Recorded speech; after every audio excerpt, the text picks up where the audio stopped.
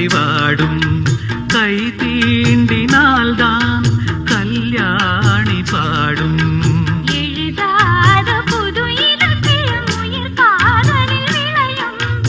இதழோடு இதழினிந்திட இசை கோலங்கள் வரையும். மேளம் முழங்கவும் மாலை வழங்கவும் வேளை வருகையிலே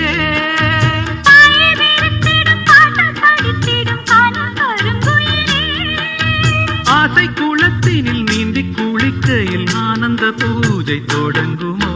பூ முடித்து